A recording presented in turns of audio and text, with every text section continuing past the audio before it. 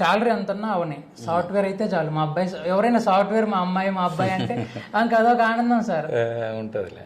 అంటే మంచి ప్యాకేజ్ వచ్చేది సార్ టీమ్ లీడ్ గా. అయినా అమ్మ అంత హ్యాపీగా లేదు సార్. ఇంకా డాక్టర్ అన్నారు ఇంకా ఆ జాబ్ చేయొద్దు, ఇంక బయట తిరిగితే చనిపోతావు నువ్వు అని చెప్పారు సార్. ఈ వీడియో చూసింది ఇంట్లో ఉన్నప్పుడు వీడియో చూసారు అమ్మ. చూసి కీర్తి అని అంటారు కదా సార్, నాగార్జున కీర్తి బి ఫార్మసీ అమ్మాయి కీర్తి. నాగార్జున ఏమో 2012 పాస్ట్ 24. అయితే ఇప్పుడు నీకు జాబ్ వచ్చిన జీపీ ఇన్ఫోటెక్ లో నువ్వు ఎక్కడ జాబ్ చేయబోతున్నావో నాగార్జున అదే కంపెనీలో ఉన్నాడు. 2 years బ్యాక్ వెళ్ళాడు.